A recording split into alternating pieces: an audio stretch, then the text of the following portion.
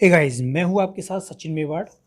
और आज हम बात करने वाले हैं ऐतिहासिक शब्दावली की, यानी कि ऐसे शब्द जो इतिहास में आप लोगों को देखने को मिलते हैं और कई बार आप लोग उनका मतलब नहीं समझ पाते या फिर कुछ जानने में आपको अजीब लगते हैं। तो ऐसे ही हम 20 शब्दों के बारे में बात करेंगे जिन्हें समझेंगे, उनका मतलब समझेंगे, उनका अर्थ समझेंगे, ताकि आपको आगे ऐसे शब्द जब भी मिलें तो आप आसानी से उनका मतलब समझ सकें। तो चलिए स्टार्ट करते हैं और देखते हैं ऐसे शब्दों को। देखिए, सबसे पहले बात करते हैं आपड़ शब्द की। ठीक है, ये आपको शब्द यहाँ पे दिख रहा होगा, आपड़। देखिए, ये जो आपड़ शब्द आपको दिख रहा है, इस आपड़ शब्द का अर्थ होता है कि प्राचीन काल में जो बाजार होता था उस बाजार को आपड़ बोला जाता था। ठीक है, बाजार को आपड़ बोलते थे और यही बाजार आगे जाके दुकान का रूप ले लिया, जो आजकल बोलते हैं ना दुकान। और बौद्ध ग्रंथों में जो आपड़ बोला गया है वो किसको बोला गया है? गाँव को आपड़ बोला गया है। ठीक है, समझ में आया कि आपड़ का अर्थ क्या होता है? आपड़ का अर्थ होता है बाजार और बौद्ध ग्रंथों में आपड़ का अर्थ होता है गांव। ठीक है, और ये जो आपड़ बोला जाता था ये बोला जाता था बेगूसराय। बेगूसराय को पहले क्या बोलते थे? अगुत राब बोलते थे। तो बेगूसराय कहाँ पड़ता है? बिहार में पड़ता है। चलिए, तो आपको समझ आ गया होगा। अब देखिए, आपका जो अगला शब्द है वो है आर्ष विवाह। क्या है? आर्ष विवाह। आर्ष विवाह आप लोग जानते होंगे कि आर्ष विवाह क्या होता है। प्राचीन समाज में क्या होता था? दहेज के स्थान पर गाय और बैल देने की जो प्रतीकात्मक वरमूल्य होता था, गाय और बैल दिए जाते थे दूल्हे को। तो सॉरी, वधु मूल्य के रूप में गाय बैल दिए जाते थे। वधु मूल्य के रूप में क्या दिए जाते थे? गाय बैल दिए जाते थे। तो उसको बोलते थे आर्ष विवाह। अगला आता है आश्वलायन। आश्वलायन ये प्राचीन काल के एक प्रसिद्ध कवि रहे हैं और इनके गुहा सूत्र में महाभारत का प्राचीनतम उल्लेख मिलता है। अगला आता है आत्मदाता दास। कि आत्मदाता दास कौन होते हैं? तो अर्थशास्त्र के अनुसार जो लोग अपने आप को बेच देते हैं, ठीक है, अपने आप को दास के रूप में बेच देते हैं और दूसरे व्यक्ति के पास वो बंधक के रूप में रहते हैं, तो उनको बोला जाता है आत्मदाता दास। चलिए, अब आगे देखिए, आत्मन किसे बोलते हैं? तो आत्मन बोलते हैं विशुद्ध चेतना के रूप में प्राणी मात्र में जो विद्यमान रहती है।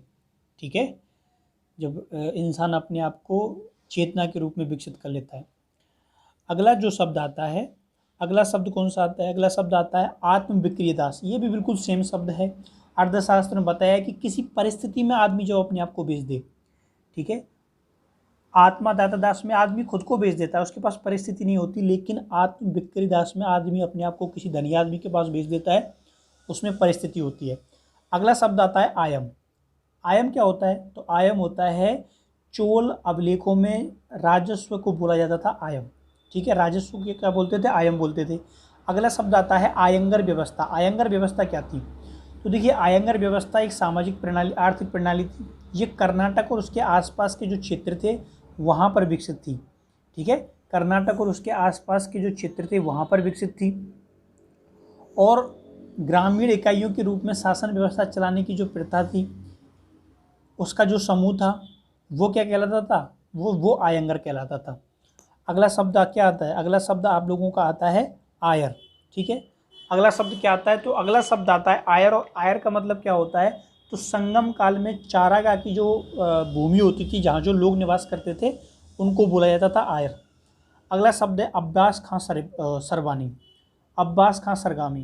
देखो, इन्होंने एक किताब बहुत अच्छी लिखी है, तारीख़ शेरशाही। और तारीख़ शेरशाही को तोहफ़ा ए अकबर शाही भी बोला जाता है। ठीक है, ये अकबर के दरबार में थे, उनके आदेश पर इन्होंने ये जो है वो लिखी है। अब देखिए अवध्य।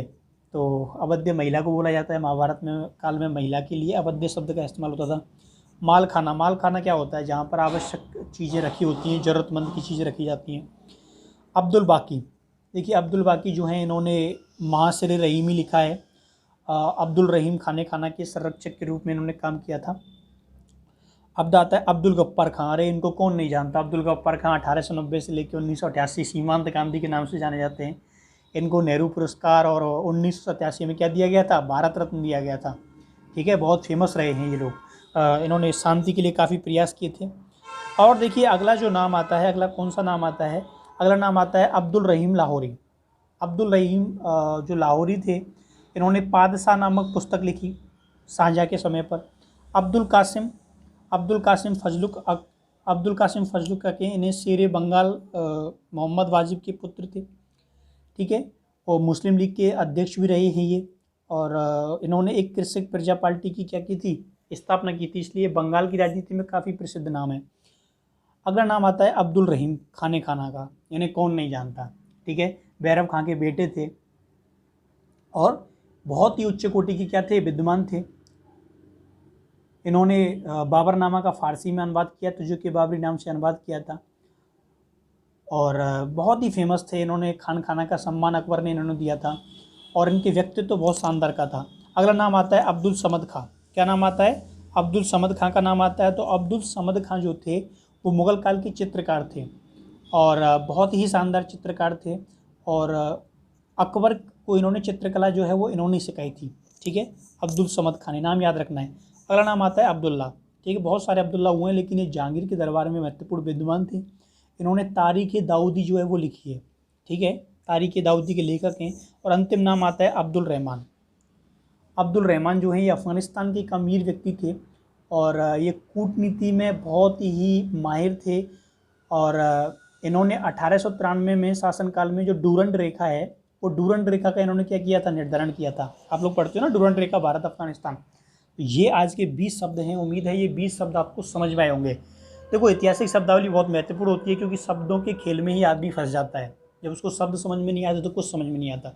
तो उम्मीद है ये लेक्चर आपको पसंद आया होगा। मिलते हैं नेक्स्ट वीडियो में, तब तक के लिए थैंक यू, धन्यवाद, बाय बाय।